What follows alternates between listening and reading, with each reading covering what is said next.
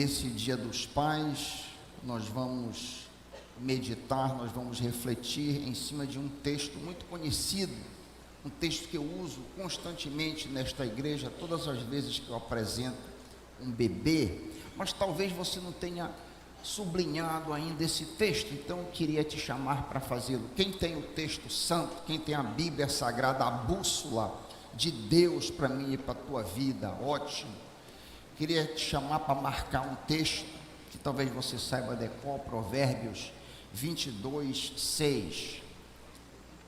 Provérbios, o livro de Provérbios, e o provérbio singular que nós vamos considerar está no capítulo 22, versículo 6. A gente pode até dizer isso decor, não? Instrui a criança no caminho em que deve andar, e até quando envelhecer não se desviará dele. Marca aí na tua Bíblia, pode ser que tu tenhas necessidade de te voltar para esse texto e tu já sabes onde está. Esse texto é muito querido do meu coração, porque durante anos da minha vida havia um quadro no closet do meu quarto, o local que ficava entre o meu quarto por si e o banheiro, com uma imagem de um caminho, e estava escrito esse versículo ali. Por isso ele sempre toca no meu coração e eu gosto de recitá-lo para as crianças.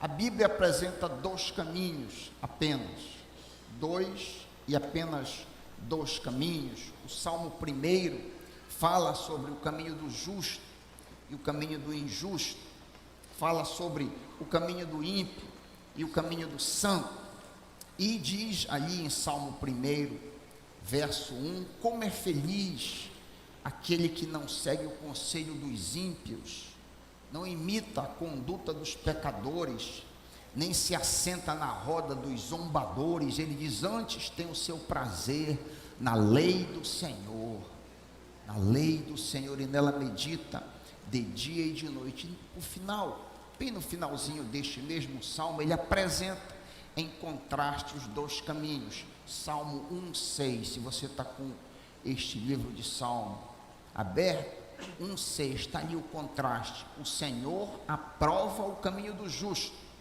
mas o caminho do ímpio leva à destruição. Palavra do Senhor. Todo ser humano terá que escolher o primeiro ou o segundo caminho. De forma instintual, todos nós temos que escolher entre fazer o certo ou fazer o errado. Todos nós obedecemos o ditame da consciência ou violamos a nossa consciência.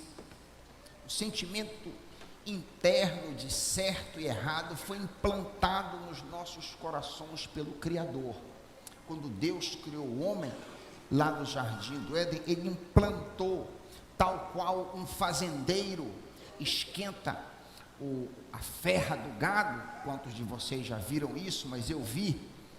A ferra do gado geralmente são as iniciais do dono, e marca o bezerro com aquele nome ali, aquelas iniciais, DR, por exemplo, e ali aquilo fica para sempre. Assim o Senhor ferrou nos nossos corações a lei de Deus, e a gente mais ou menos instintualmente sabe a diferença entre o certo e o errado, e nós temos que escolher que caminho tomar. Ninguém está isento disso.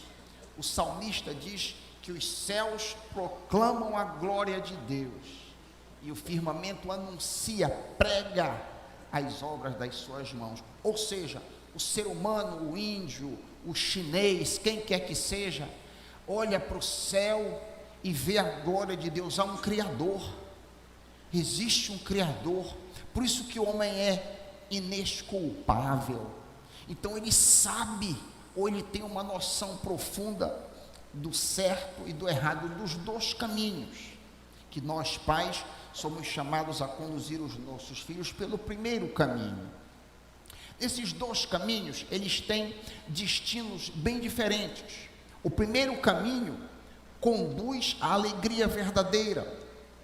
conduz à paz que excede todo entendimento, conduz à liberdade da escravidão do pecado, conduz ao equilíbrio, conduz à permanente gratidão, conduz à vida com Deus e, por último, o céu.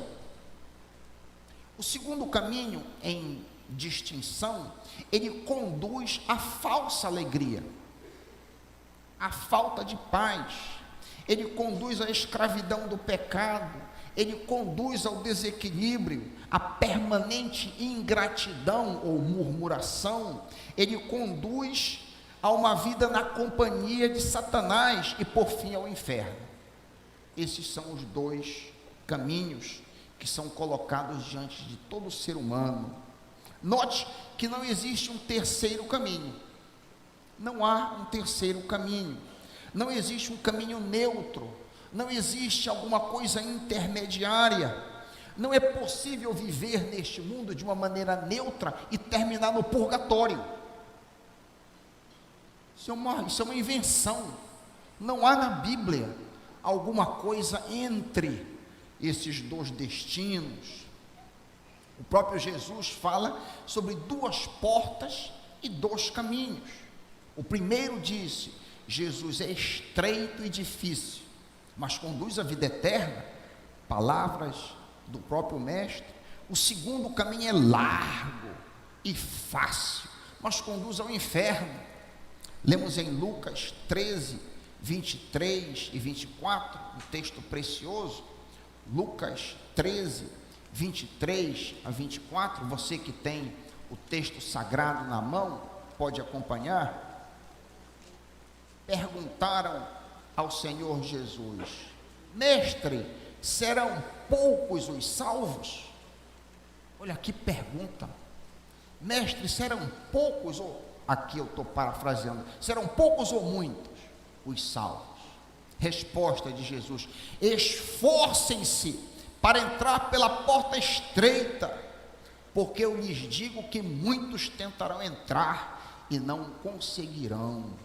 O mesmo Jesus afirma em Mateus 7, 13 a 14, as duas portas e os dois caminhos. Mateus 7, 13 e 14, diz os lábios santos do Senhor Jesus: entrem pela porta estreita, pois larga é a porta e amplo o caminho que leva à perdição, e são muitos os que entram por ela. A maioria, a massa da humanidade entra por essa porta.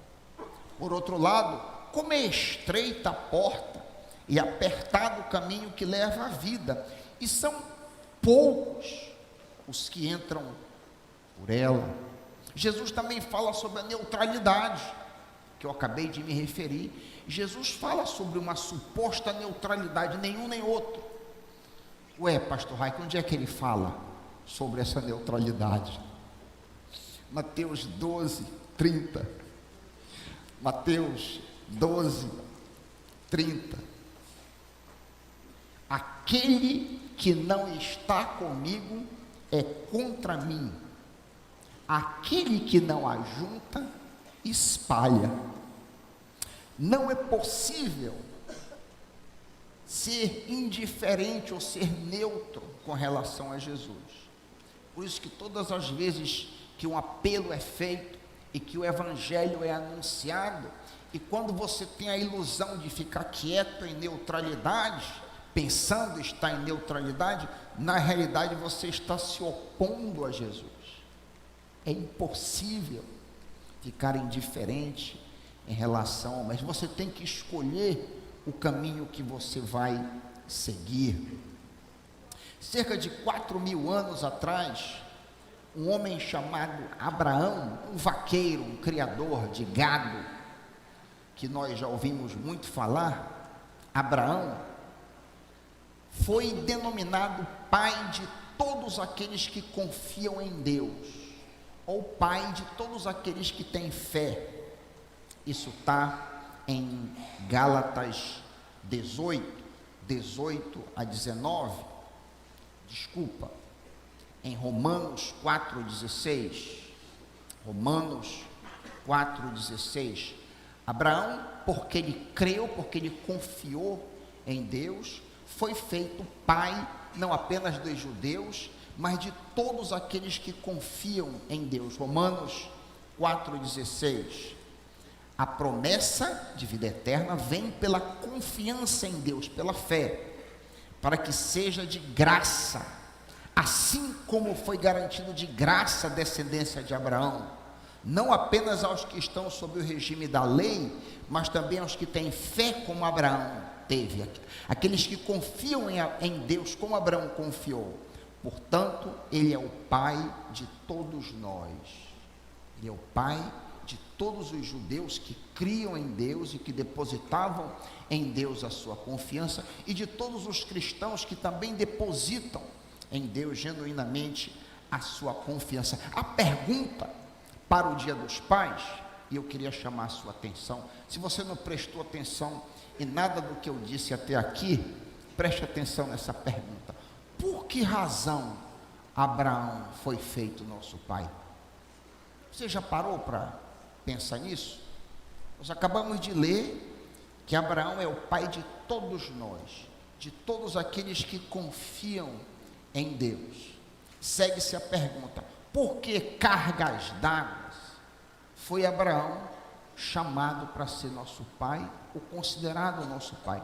Essa resposta é interessante e também vale você conferir. Gênesis 18 e 19, está lá a resposta da razão pela qual Abraão foi eleito nosso pai.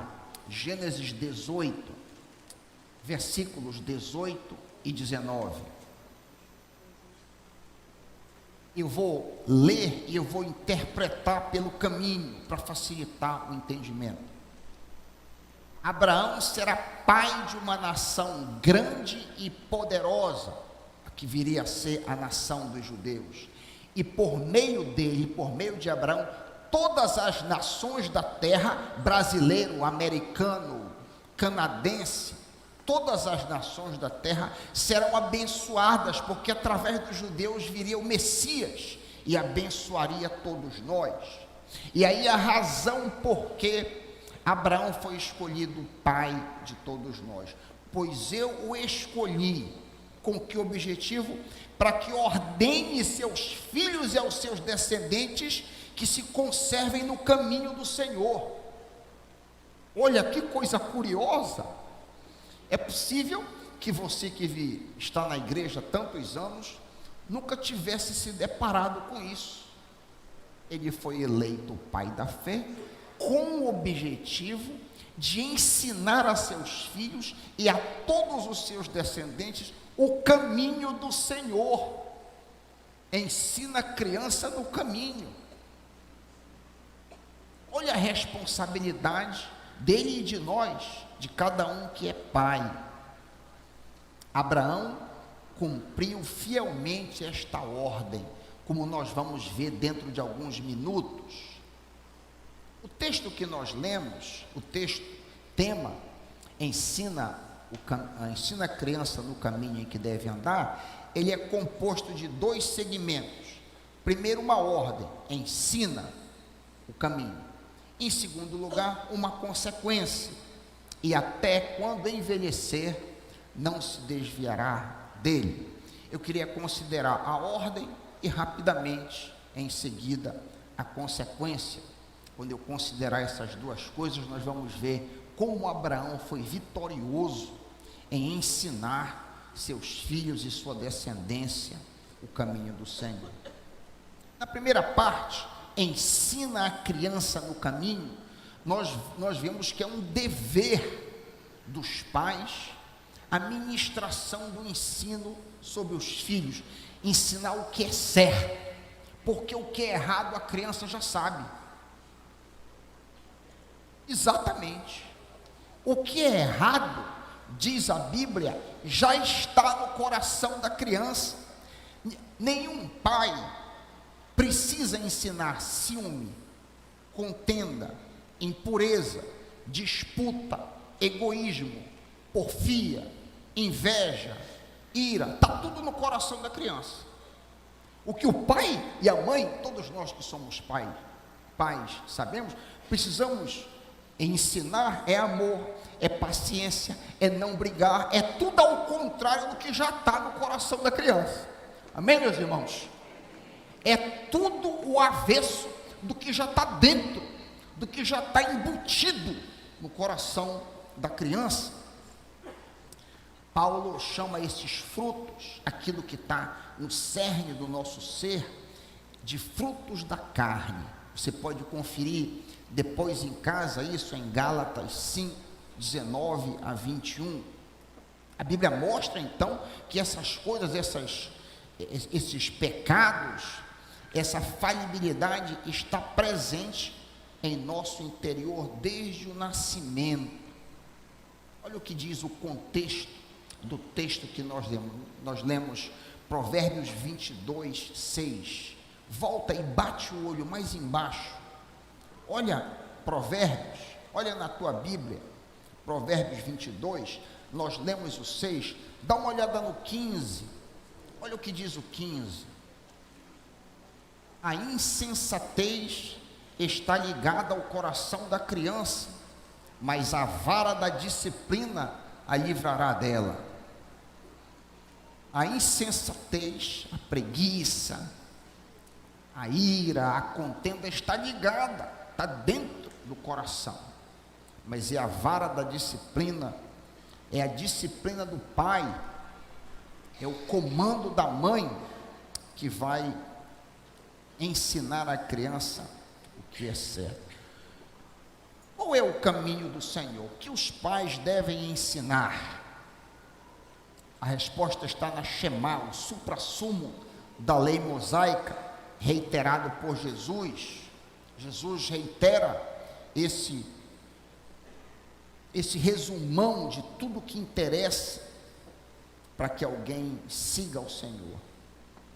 Lemos em Marcos, palavras do Senhor Jesus, Marcos 12, 28 a 30. Um dos mestres da lei aproximou-se e os ouviu discutindo. Jesus estava tendo um debate com os saduceus. Notando esse mestre que Jesus deu uma boa resposta, perguntou a Jesus: de todos os mandamentos, qual é o mais importante? Noutras palavras, dos 613 comandos, de toda a massa de ordem, comando e tudo, nesse emaranhado todo, o que é o mais importante? O que é o cerne disso? Uma maneira moderna de dizer a mesma coisa, em outras palavras, o homem moderno perguntaria assim: qual é o sentido da vida? É a mesma pergunta. Afinal, no frigir dos ovos, o que interessa? É o que o mestre da lei está perguntando para o Senhor Jesus. Olha que pergunta profunda. O que interessa de fato nessa vida? E a resposta do Senhor Jesus reitera o que está em Deuteronômio 6:5. Respondeu Jesus: o mais importante dos 613 é este: ouve, Israel, o Senhor nosso Deus é o único Senhor. Ame ao Senhor, o seu Deus, de todo o seu coração, de toda a sua alma, de todo o seu entendimento e de todas as suas forças. Este mesmo comando é repetido em Mateus 22, 37 e também em Lucas 10, 25 a 28. É interessante a repetição em Lucas, porque em Lucas a vida eterna está conectada com esse ponto. Dá uma olhada em Lucas com relação a esse mesmo ponto. Lucas 10, 25 e 28. Lucas 10, 25 a 28.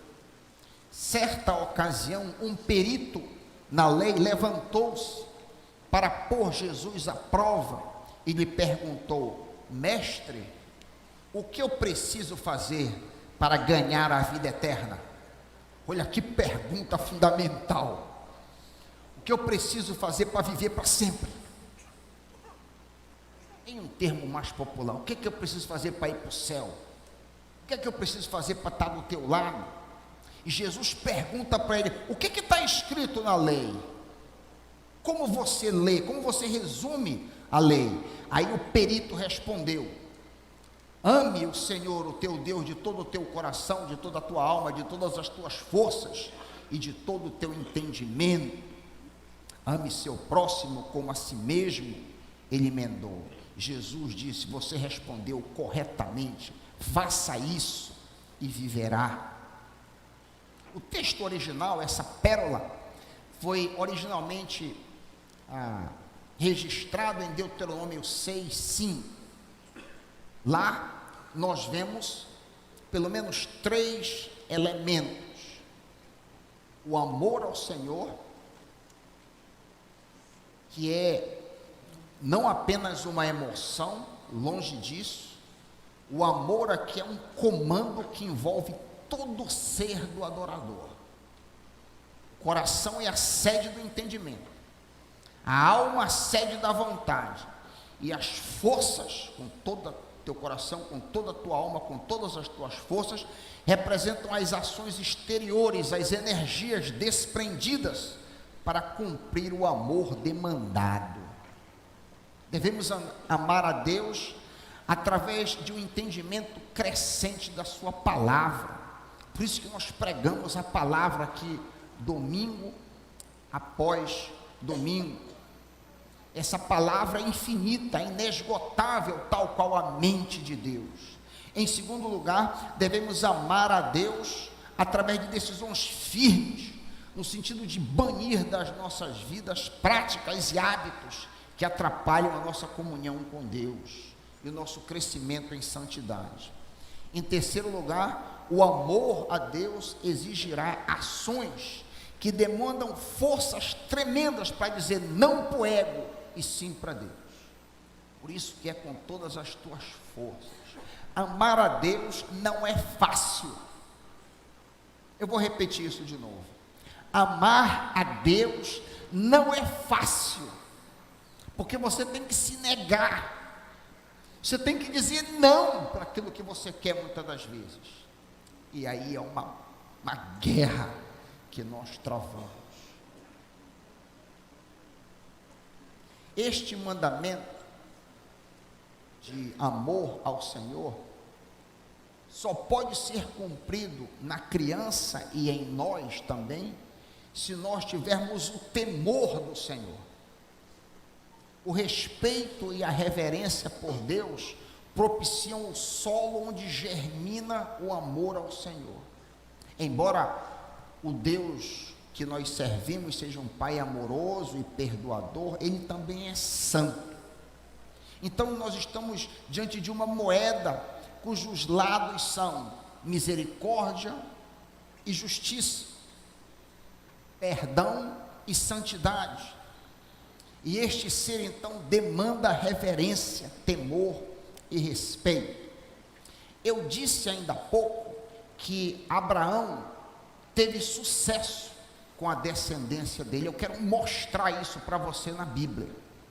Ele foi escolhido para passar o caminho do Senhor para a sua descendência. Lembra? Eu disse alguns minutos atrás. Eu quero mostrar isso na Bíblia para você. Abraão conseguiu incutir o caminho e o temor do Senhor, de tal forma que o seu neto Jacó chama o pai, que é filho de Abraão, Isaac, o temor de Isaac, assim que ele chama a Deus. Onde está isso, pastor? Em Gênesis 31. Em Gênesis 31, nós temos um episódio bem interessante, no qual Labão, o sogro de Jacó, se aborrece dele, com ciúme os filhos também. Jacó havia crescido muito, tinha muito gado, e Jacó então acaba fugindo da presença do seu sogro, e Labão então vai em busca, vai atrás dele, e nós vemos esse encontro. Labão está enfurecido com Jacó. O episódio por si não nos interessa muito, mas nos interessa a maneira como Jacó se refere ao seu pai, Isaque. Olha comigo esse texto, Gênesis 31, 42, palavras de Jacó, só para contextuar vocês. Abraão, Isaque e Jacó, tá? Pai, filho e neto. Jacó está falando para Labão em Gênesis 31, 42. Se o Deus do meu pai, o Deus de Abraão, o temor de Isaque, não tivesse comigo, certamente você me despediria de mãos vazias. Olha como que ele chama o Deus do pai dele, o temor de Isaque. Genro e sogro acabam fazendo um tratado de paz, ato contínuo, Gênesis 31, 53, nos interessa o que Jacó fala sobre o seu pai, ele repete a mesma coisa, Gênesis 31, 53, o Deus de Abraão, o Deus de Naor, o Deus de seu pai, julgue entre nós, e jurou Jacó pelo temor de seu pai Isaque. Olha como o temor do Senhor marcou o filho de Abraão. Olha que maneira profunda, a gente não vê isso em lugar nenhum da Bíblia, senão aqui. Esse mesmo temor é visto na vida do bisneto de Abraão. Repito, o mesmo temor do Senhor, a mesma reverência, o mesmo respeito por Deus é visto na vida do bisneto José do Egito. Em meio à grande tentação, sozinho, longe de pai, mãe, irmão, longe de qualquer autoridade, não tendo a Bíblia, não tendo nada, ele se agarra só no temor do Senhor, diante da oportunidade de ouro para crescer e para subir, e para se deliciar nos braços da esposa de Potifar. Vocês conhecem o episódio? José tinha tudo na mão, naquele momento, para vantagens pessoais as mais variadas. Quem sabe através da esposa de Potifar, ele angariasse até bens e outras coisas mais, além do prazer, porque ela se encantou pelo jovem José. Gênesis 39, 6 a 9, Gênesis 39, a partir do versículo 6, José era atraente e de boa aparência, e depois de certo tempo, a mulher do seu senhor começou a cobiçá-lo e o convidou: venha, deite-se comigo. Mas José se recusou e lhe disse: o meu senhor, Potifar, não se preocupa com coisa alguma nesta casa, e tudo tem confiado aos meus cuidados. Ninguém desta casa está acima de mim. Ele nada me negou a não ser a senhora, porque você é mulher dele. E está aqui o temor do Senhor. Como poderia eu então cometer algo tão perverso e pecar contra Potifar? Não, contra Deus. Ninguém está vendo, mas Deus está vendo.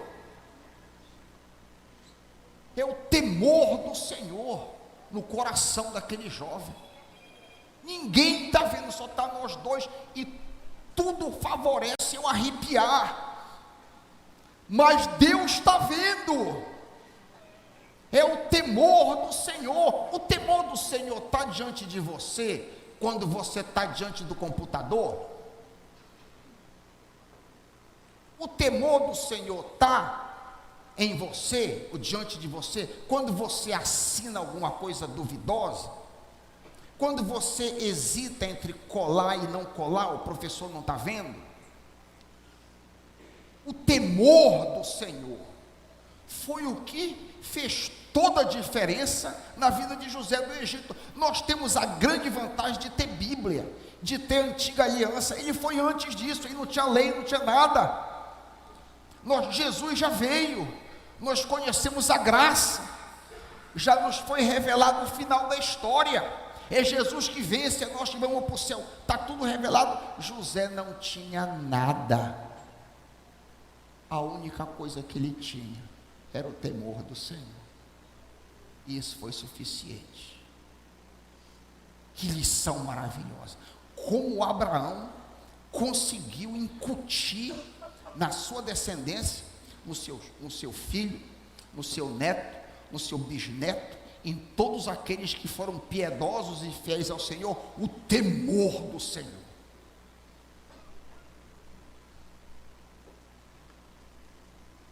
Neste mundo está cada vez mais difícil temer ao Senhor. Ano passado eu estava em Cancún, jantando em um restaurante com a minha esposa, e havia letras garrafais em um tipo mural, mas era um mural, um outdoor daqueles eletrônicos, que manda imagem e manda dizeres, e estava escrito em letras gigantescas assim, para todo o povo ver. Estava em inglês, mas eu vou traduzir: venha e dance com Satanás e ore para que você sobreviva. Brincando com coisas seríssimas, brincando. Não tem temor do Senhor, não há temor do Senhor. Agora, este ano, eu estava lá na Escócia com a minha esposa, e um título de um musical lá no teatro estava escrito também em letras garrafais, chamando para assistir a peça. O título era Maldito, pecador, maldito, wicked, estava lá. Não há o temor do Senhor. A sociedade como um todo perdeu o temor do Senhor. É interessante que tanto Deus como o diabo não brincam. Nós podemos brincar, nós podemos não levar a sério, mas o diabo não está brincando, não. Ele está aí para matar, roubar e destruir. Ele quer te destruir, destruir a tua família, destruir os teus relacionamentos. Ele te quer viciado. Ele veio para destruir. E Deus também não está brincando. Como que eu sei que Deus não está brincando? Porque vai haver juízo, vai haver um julgamento final, e todo mundo terá que prestar contas diante do Senhor. Cabe a nós, assim sendo, passar o temor, a reverência para os nossos filhos. Isso é principalmente passado pelo exemplo. Mas eu tenho boas notícias para você. A segunda parte do nosso texto fala sobre as consequências do ensino do temor do Senhor. A primeira parte ensina a criança no caminho que deve andar, e está aí a consequência: até quando envelhecer, não se desviará dele. A ideia aqui, dessa consequência, é que, embora possa haver vacilos no desenrolar da vida jovem, eventualmente o ensino e o exemplo dos pais prevalecerão na vida dos filhos. Está aqui um para testemunhar que isso é verdade. Pode haver vacilos, pode haver tropeços pelo caminho, mas finalmente, eventualmente, as palavras dos pais ecoando no ouvido da criança vão ecoar no ouvido do adulto, e ele vai voltar. Até quando envelhecer, não se desviará. Essa é a ideia de Provérbios 22:6. Ensina que vai ter uma consequência. Se o teu filho ou a tua filha se tornar um pagão, ele vai ser um pagão infeliz. Ele vai ter uma consciência doendo. Ele não vai estar confortável no mundo por causa do ensino, do temor, do caminho, da reverência ao Senhor. O exemplo santo de uma mãe e o ensino encarnado de um pai deixam profunda impressão na alma de uma criança. Os pais que ensinam o caminho santo e vivem o temor do Senhor, diz a palavra, eventualmente prevalecem. Uma palavra importante aos pais que sentem que falharam. Talvez você esteja dizendo: poxa, pastor Raik, eu acho que eu falhei no ensino, eu não fui o melhor pai, a melhor mãe, eu acho que eu falhei. Peça perdão a Deus e inicie um clamor pelos seus filhos, hoje mesmo. Eu mesmo, pastor Raik, comecei muito mal no papel de pai, porém me arrependi, e o Senhor virou a mesa. Glória a Deus pela sua misericórdia. Então não é quem começa bem, é quem termina bem. Aleluia. A minha palavra é uma palavra de esperança para você. Não é quem começou e fez tudo certinho. Se você fez tudo certinho, glória a Deus por isso. Louvado seja Deus por isso. Mas pode ser que você não tenha acertado todas. Então, comece agora. Clama dia e noite: Senhor, salva meu filho, salva minha filha. Eu tenho um neto, eu já estou orando pela salvação. Não é uma criança de alguns meses. Estou orando: salva meu neto, salva o Benjamin, salva em nome de Jesus. O diabo não vai prevalecer na vida do meu neto. Salva. Essa é a função do pai e da mãe e do avô também, interessado no destino da descendência. Foi dito a Abraão que ele ia ensinar não apenas a seus filhos, mas a sua descendência. Então nós estamos interessados na nossa descendência. Se você falhou, arrependa-se e se volte para o Senhor. E é muito bom também você aprender a discernir a voz do Senhor da voz de Satanás. A voz de Satanás acusa você, a voz do Espírito convence. É diferente. É muito importante você entender isso aqui. A voz do inimigo, quando você falhou, por acaso, as coisas não foram tão boas, você como pai, você como mãe, ou quem sabe até você deu um mau exemplo como avô, dependendo da idade dos seus netos. Cuidado. Se você se arrependeu, está tudo sanado. Se alguém te acusar, é o inimigo que está te acusando. É o inimigo que diz: tu não prestas, não vai dar certo o teu caso nunca, tu és um fracassado, tu és uma derrotada. Isso é a voz de Satanás. A voz do Espírito nunca condena. A voz do Espírito mostra uma coisa errada e diz: olha, precisamos reparar isso aqui, precisamos melhorar isso aqui. Eu estou contigo para te dar vitória. Essa é a voz do Espírito Santo. Amém, meus irmãos? E uma palavra importante para os pais que, de fato, fizeram tudo certinho, ensinaram a criança no caminho e no temor do Senhor, porém estão vendo os filhos hoje desviados.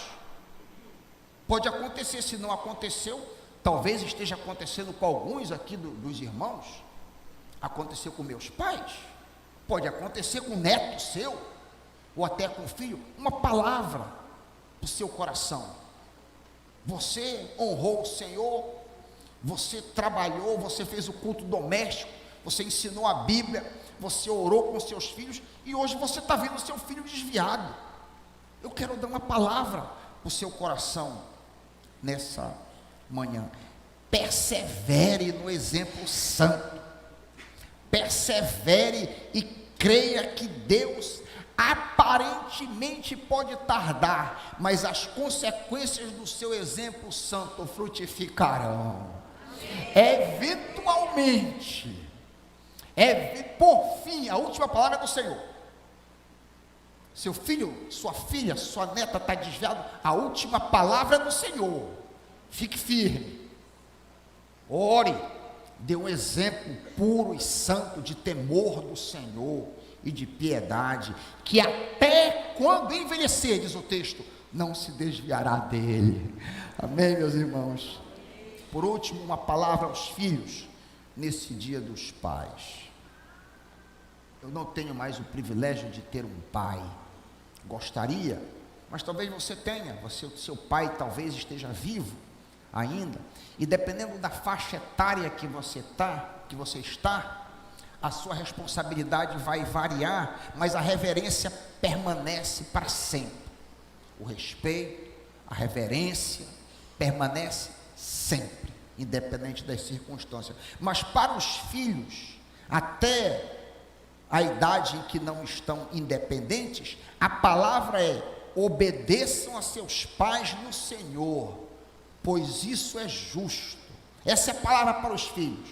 Honra teu pai e tua mãe. Este é o primeiro mandamento com promessa. Para quê? Para que tudo corra bem. Você tem interesse que as coisas corram bem na sua vida? Você que é filho, que é filha, você que é adolescente, você quer ser feliz? Você quer ter um bom marido, uma boa esposa? Você quer ter sucesso nos seus estudos? Atenção aqui para mim, principalmente o pessoal lá de cima. Você quer ter sucesso? Você quer ter uma vida gostosa, uma vida de fato feliz no Senhor? Honra teu pai e tua mãe, pois isso é justo, diz. Obedeçam a vossos pais no Senhor, para que tudo te vá bem e tenhas longa vida sobre a terra. E nesse dia dos pais, tanto a nós pais, como aos filhos, que nós recebamos a misericórdia do Senhor e possamos andar nos seus caminhos. Que Deus tenha misericórdia de nós.